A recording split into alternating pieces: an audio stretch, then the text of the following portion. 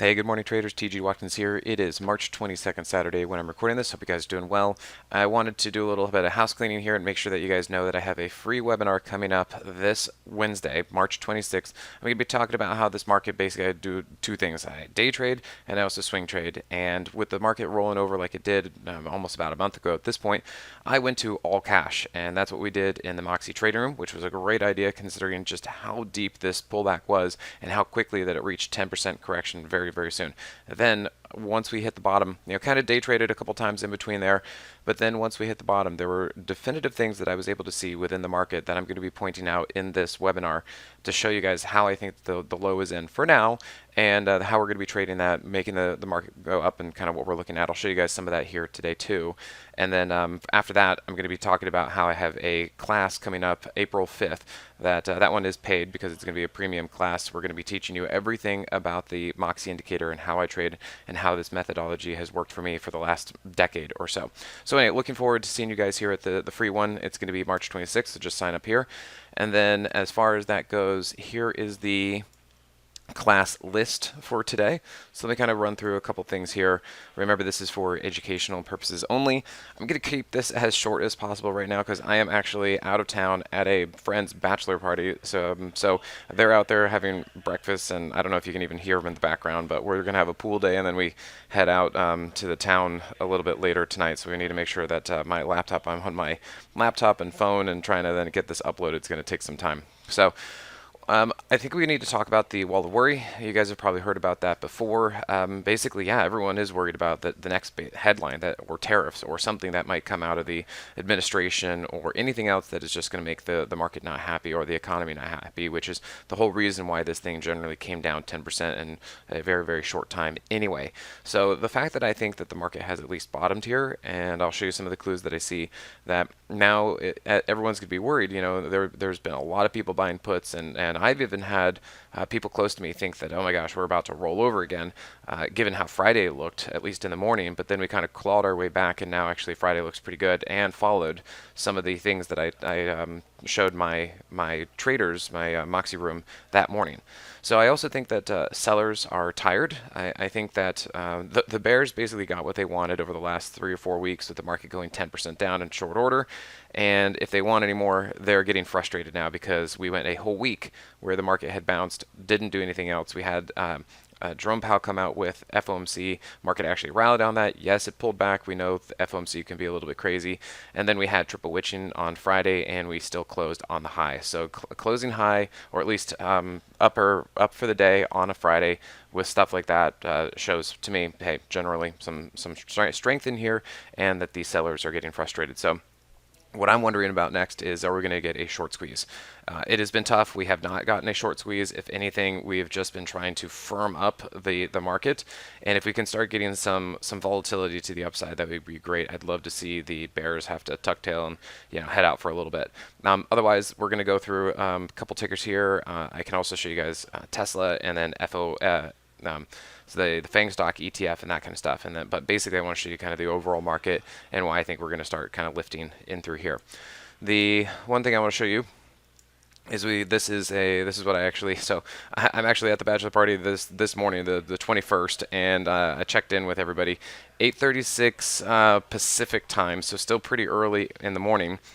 Triple Witching talked about that and said there's not much going on. The market was a little bit down Friday morning, continues to chop sideways.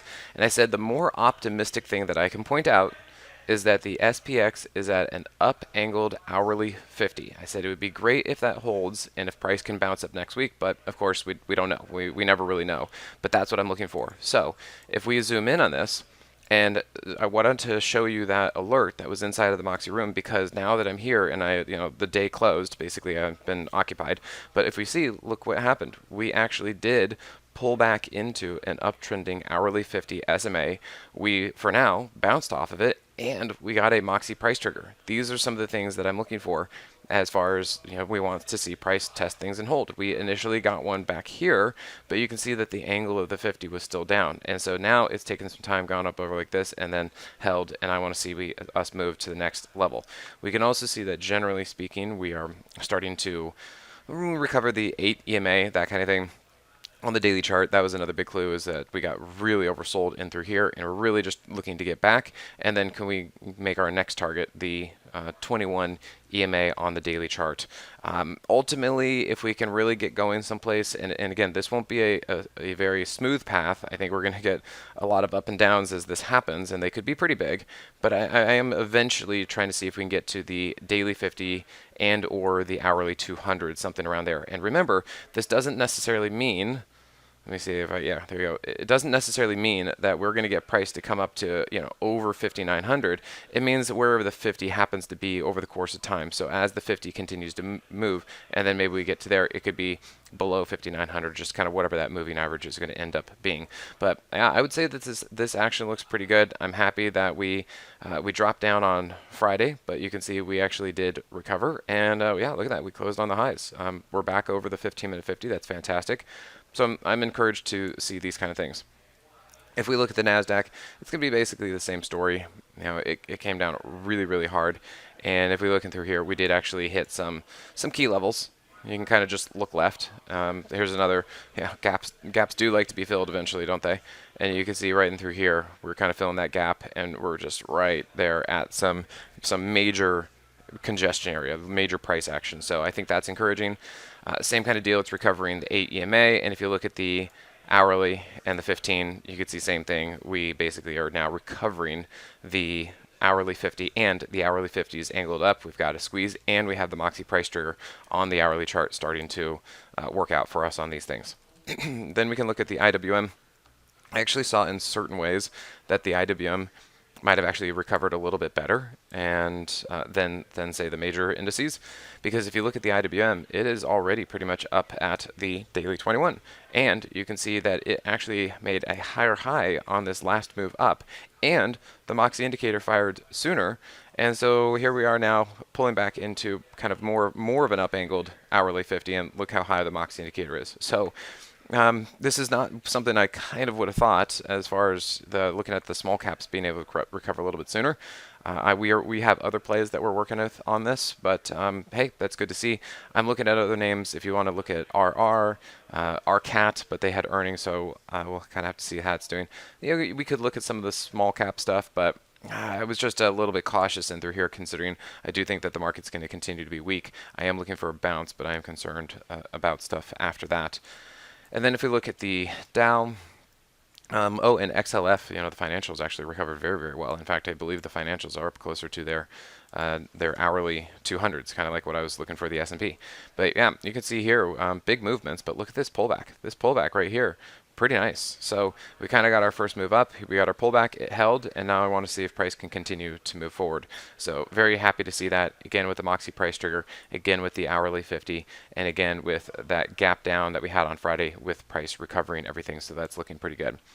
And then if we look at the SMH, we look at the semiconductors, they too have been leading the way.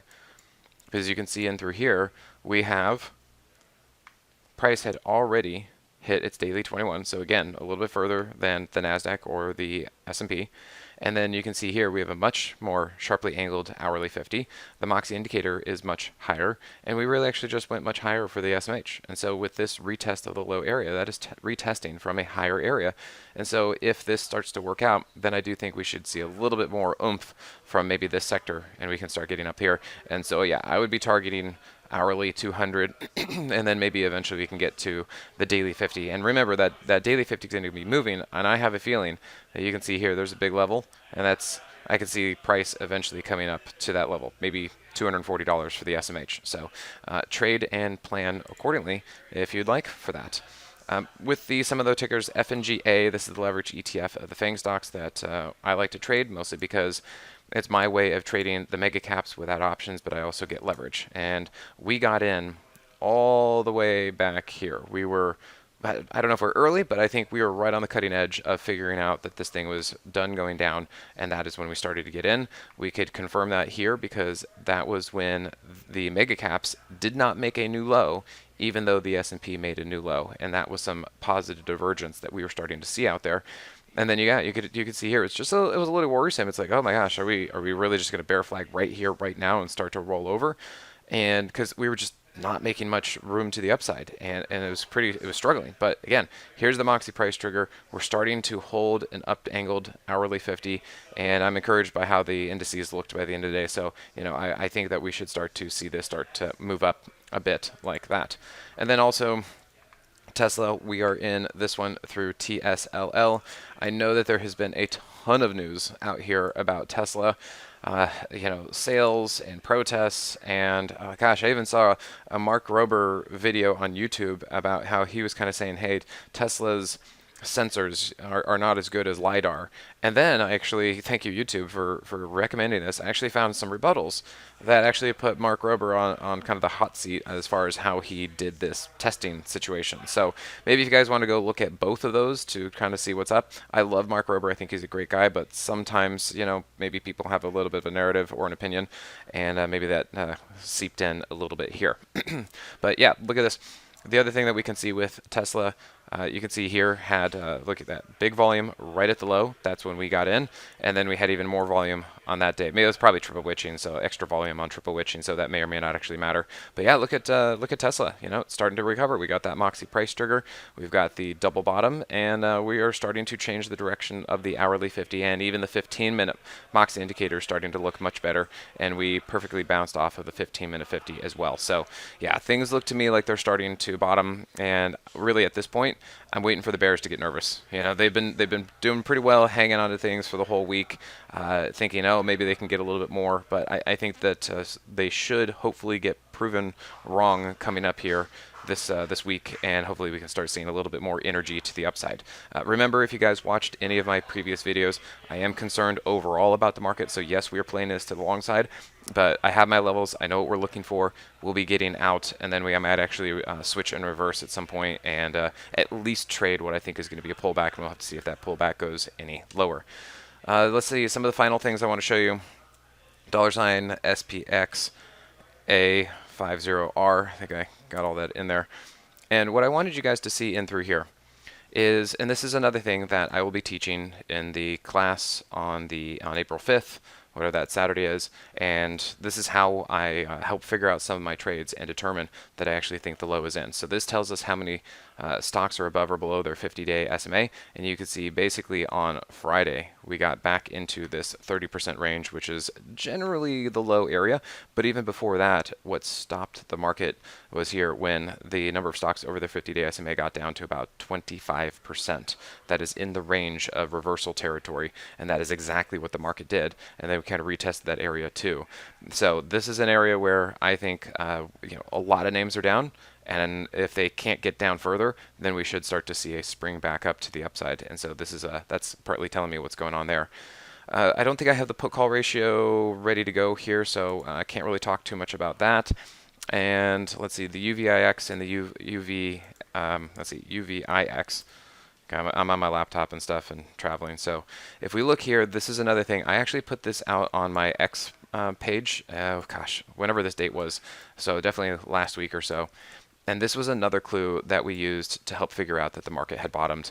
I'll just show you a couple things real quick. First of all, we had 50 to 150 maneuver on the daily chart. Basically, this is a pattern that I see routinely throughout the stock market, and it even applies to the UVIX. But you can see here it got stopped by the 200, and I said, hey, we should expect price to pull back to the 50. There you go. It did exactly that, and that's when the market stopped going down. You could also see that the S&P put in a new low, or a lower low, when the UVIX put in a lower high, and that was something very, very important. And then I've talked about this one in previous videos where we started to see price no longer was holding the 15-minute 50, and now it was underneath a downtrending 15-minute 50, and the Moxie indicator changed. And so that told me, like, yep, I think the low is in for the market. We started buying. We had to be patient because the market's just barely moving up, but it is starting to recover a little bit. And you can see here that basically the rest of the market here is starting to understand that, because the VIX, the volatility totally collapsed. You can see this with the VIX too. And that is giving me some reassurance that, until something surprising comes up out of the way, we've kind of burned this out, and we should start to see this go down, market move up. Okay.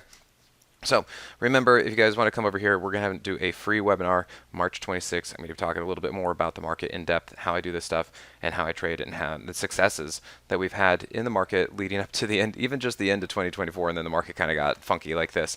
But I was able to, I think it was about 125%, maybe even up to 140%, more than double my account using just stocks in about 5 months at the end of 2024. So I want to show you guys what that looked like, how we did it, and that whenever the market gets better, we can start having some really, really great trades like that. But until then, keep it short, keep it tight, loose, and then we can do some day trading and through there. Okay, guys? So thanks again, and we'll see you soon.